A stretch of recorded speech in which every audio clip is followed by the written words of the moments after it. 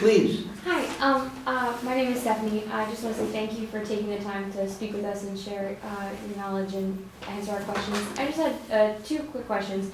One, as artists and as producers, as theater goers, when you come across a piece, what about it just jumps out at you that you're totally inspired by and completely captured with, that says, I think there's a life here in it, and whether or not we should continue it, let's develop it further.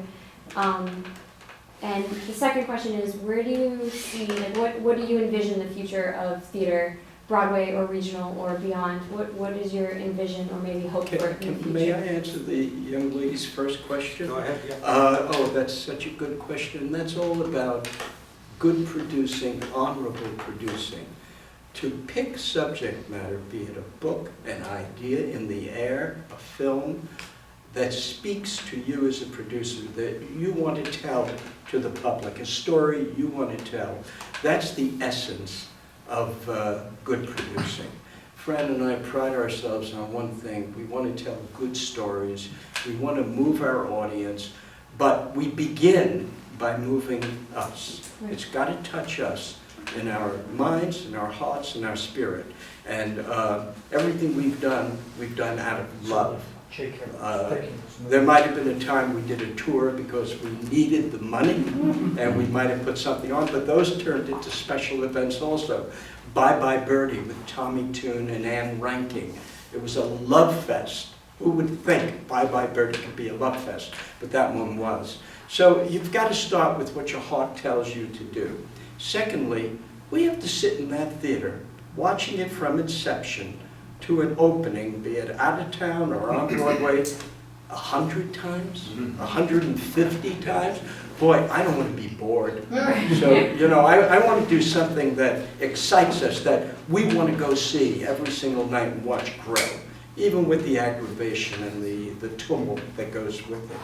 David, I wanted to say that. No, I'm glad you did. No, that's really very perceptive, and I'll pick up on what Barry just said.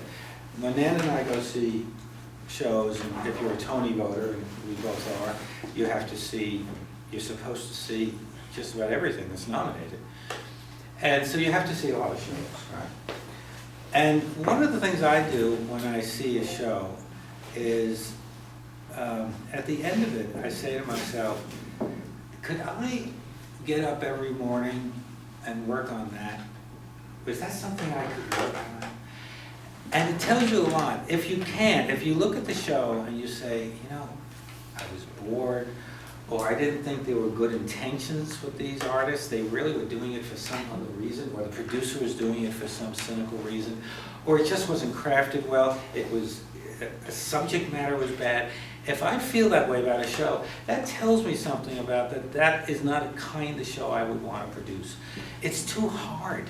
Yeah. It's too, that's what this book, really is. I hope, does. It's too much work, Really and too much is. money, by the way. But it's too much work, even if you're doing a show for, you know, a high school. And so what Barry said is absolutely right. Unless you bring not only a passion, but you want to get up in the morning and you're excited about getting in there, working with these people, stay away, don't do it. Now, you were saying something more too. You get a script in the mail, of course that's a little different. You read it.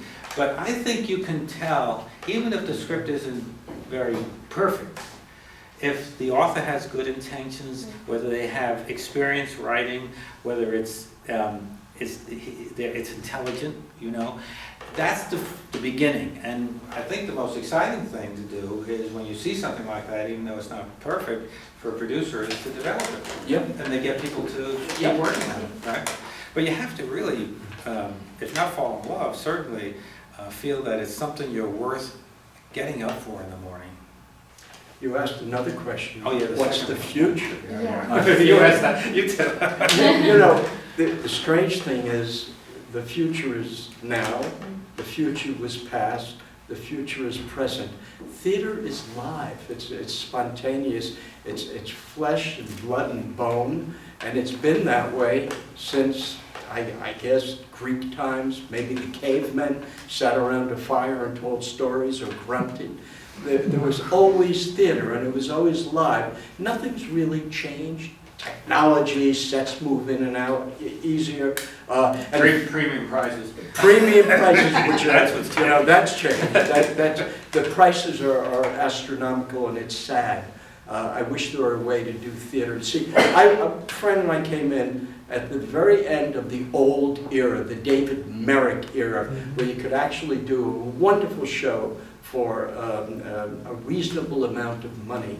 And you could charge $35 or, top ticket price when I did Chicago, which is 20 years ago, was $75. So look what's happened to theater, and that's a sad element. I don't know what to do about that, because John and I, when we produce, have to pay the bills, and the bills are high. And the investors look at us and want their money back, and they want to make a profit, or they won't stay with us for the next show. So we're caught in a terrible syndrome there. But in terms of the future, John, do you see anything different? No, Barry's right, and I think the future, as it's been now for a long time, the future playwrights, directors, crowd, whatever, and material is not to be found on Broadway. It just isn't.